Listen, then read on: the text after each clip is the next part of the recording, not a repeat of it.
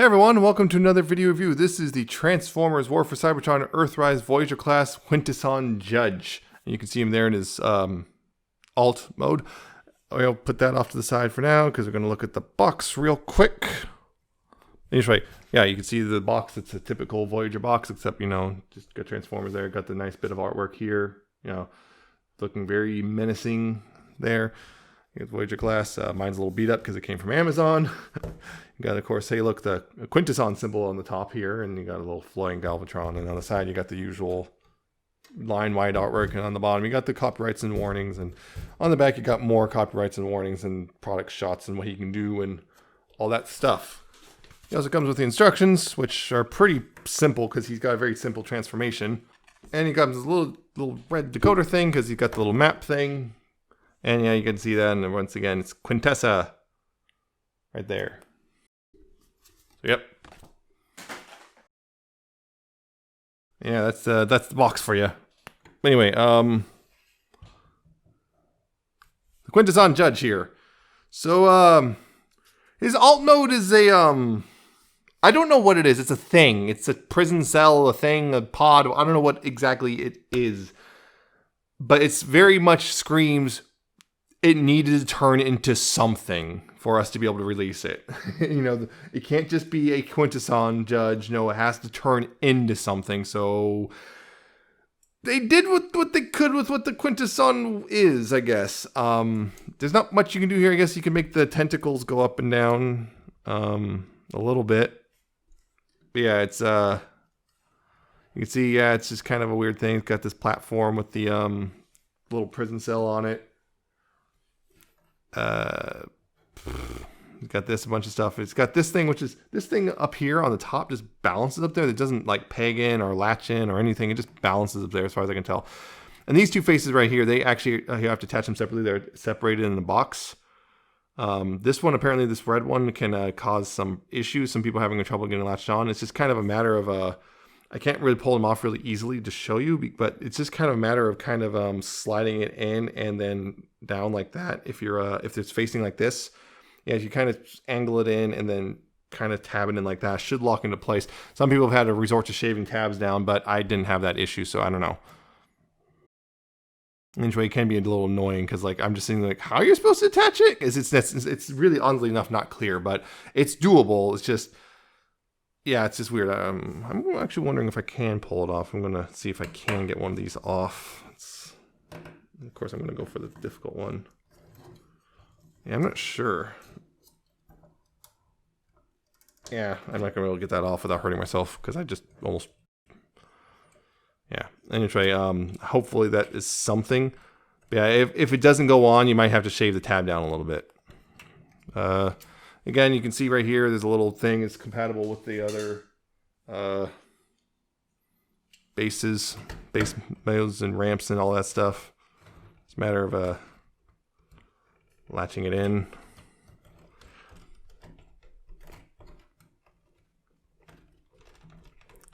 If it wants to, it's being real stubborn. Yeah, you know, just a matter of that. Very straightforward. Just that usual line. That's that one of the line wide gimmicks. There. The cool thing about the cage is it does open. The side without this thing is the side that opens. You can get the little open thing. You can put Battle Masters or Macro Masters in here.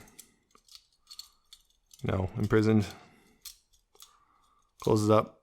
You know, and then they're nice and locked in there. I believe you can actually leave them in there if you really want to when you transform, but yeah, that's a thing. Yeah, so this mode is very much there. I don't really like it that much. It exists, I guess. Yeah, it exists. It's there because it has to be, but it's not particularly great or anything. But transformation at least is pretty simple. It is parse forming because of the nature of it. You can take this gun and remove that. Take this piece out the top, and you remove this part right here. You can take the cage here, and actually there's alternate storage for the gun. If you don't want to put it the way the instructions do, you can just peg it here on this and leave it inside the cage if you want. But I'm gonna peg it here. There's 2 peg holes up top. And there's 2 pegs on the top of this. You just line those up and peg that in and put that off to the side. Same with the gun. This is off to the side as well. then you go ahead and take this part and pop that off, and you can fold this up. You fold this up right here. There's a big old tab and slots. Just put that up and put the chair now like this, and the gun actually stores underneath like that. And the other one of these peg holes, store the gun underneath, and that's the chair. Put that off to the side. This part right here, what you do is you take these pieces and they fold up, and then these latch into these whole slots. I guess these tabs latch in these, like so. And when you're bringing them down, you see this, you have to line it up right. There's these little tabs right here and these little notches. They are different from this one in the front. You can see that. This one has 2 slots in the front here, and that has the opening. So this one has to be lined up with these 2 slots, and every other one has to line up with the single slot. So it does help you with that. Yeah, do the same. All 4 of these go up and just tab in all around, and this one just goes up, doesn't tab in or anything like that. And then you bring the faces down one by one, and they just latch in. If you're having trouble latching in, you can pull these little gray pieces forward a little bit to help with that. And same when you're going back, you pull those gray pieces out to unlatch them so they can latch in. And just do that all the way around. Some of them are a little more stubborn than others. And then down here at the base, you want to take this with the screw hole in the back and the lever in the back. You just plug that in, and again, to remove it, you just push that lever down and pull it out like that. And you take this piece and just goes in like so. And you have Quintesson Judge and his chair like that. And yeah, you can peg this in. There's 2 peg holes on the bottom, so you can just peg it in. Chair like that. And it's not the most secure connection, but it's okay. Doesn't take actually that much. It also doesn't actually sit flush with it. I don't know how you can see that, but yeah, it doesn't actually sit quite flush. So he does hover a bit more. But yeah, that's the Quintesson Judge mode. This is why you're buying it, because it's a Quintesson Judge. I think this is only the second ever Quintesson Judge toy ever. The other one just being the recently released Cyberverse version. Yeah, it's a Quintesson Judge. If you've been wanting one, this is it. Unless you want that unofficial, really expensive masterpiece scale one, which is absurd. Yeah, again, absurdly expensive. It's pretty good. This is why you buy it. This is kind of the weird thing. But the thing is, as a figure, he doesn't do much. I mean, yeah, you got the 5 faces. They're all pretty screen accurate. They're all different, You can sit in the chair. You can sit out of the chair. This is clear, and although a lot of the renders show yellow or whatever, probably not if you know what you're doing, you probably actually put a light in there of some sort to make it glow. Because it's sort of like in the old show, they kind of hover around with a little beam of energy coming around, so they hover around. Yeah, the chair has a couple peg holes in it. I also do like the idea that this, he's sitting in this chair and he's got a little secret gun under there. If you're upsetting him, he just shoots you secretly in your knees or whatever. So that's pretty neat. He does, of course, have the big feature, which is back here, the lever thing, which there is when you push that, the whole thing spins. So you can have different faces in the front, although the death face is the default face. That's the default front is the death face. But yeah, just spins around. Yeah, you can also just manually spin it as well. So you can do the other thing is articulation, I guess, leading to that, because not a whole lot really. These can go up and down. They bend, but they don't stay in place. It's just soft bendable plastic. It doesn't stay anywhere. So all the tentacles can go up and down a bit, and the heads, the faces, some of the faces can open and close their jaw. Like this one can. This one. I don't believe this one can. At least not that I can find. Yeah, this one doesn't seem to. This one doesn't. So yeah, 3 of the 5. I just like this face the most. I think most people do. I'm not sure. And the gun, though, he can hold it. If I can realign that. And you can hold the gun. Kind of. It's a weird thing. He's got these little peg holes on the sides of the gun. And what you do is you're supposed to... see, all right, this one, I think. You're supposed to... these little pegs on the ends of the tentacles. There's usually 2 of them. What you do is you just peg in the side of the gun. It's not the most secure grip, I know. So you have to really shove it in. like that. It does actually does hold pretty good if you get it nice and good, but I'm a little worried about it kind of ruining the plastic on this. And then there's a silicone peg. You can take these little peg holes right here and just put in like this if you really don't want it flailing about. And you just put it up in there, and that'll hold it, I guess, in place. I guess he's now building it like that. So there's that.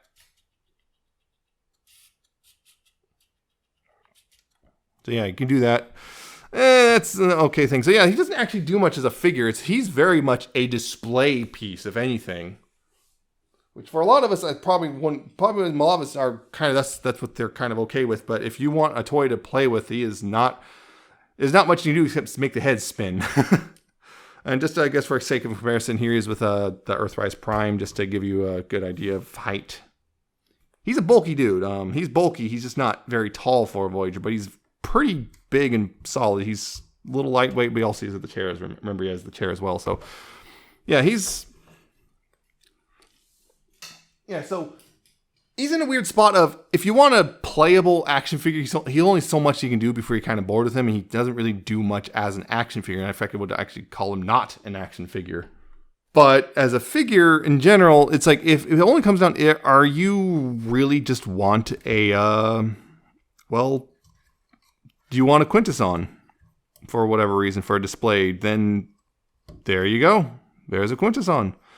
He is very much a display thing. That's what he very much feels like. He feels very much a display piece, not an action figure. And his Walt mode is very whatever. It's there just because they needed one, and it really does feel like he's just there. It's just there because they needed to have it turned into something. But it's otherwise very. I wish these tentacles. I wish that was the thing. I wish they like either segmented or just like a rubber with wire running through it, so it can pose them. As it is, if you want them to bend differently, you're gonna have to sit here and heat up the plastic and hold it and whatnot. Because yeah, as it is, they're just kind of all over the place. But yeah, that's it. There's really not whole much to it. It's just basically, do you want a Quintesson in your display, and that's it. There's no action figures. He's not superposable. It's just he's very static and. For the most part, and except other than the spinning thing. Only get it if you really want a Quintesson, but yeah, if you don't really care about the Quintessons or whatever, skip it. It's not worth getting, honestly. Otherwise, if that's the case, if you just really like to play with your figures, unless you just really like the idea of just sitting here, Otherwise, yeah, it's just not worth it. So that's it. I think he's pretty straightforward. I think he's standard Voyagers for $30. I like him just for display, but yeah, if you want a playable figure, just don't bother. Yeah, he's starting to show up in Targets, Amazon. I guess mine, Walmart's. I think he's starting to show up. So he's not too difficult to find, I don't think. But I hope you like this review. I hope you found it informative and entertaining. I hope you like, comment, subscribe. Check out my Twitter. I'm at Nemesis Prime 1. There's also Patreon and Coffee, those linked in the video and description as well. And I'll see you next time with another video review.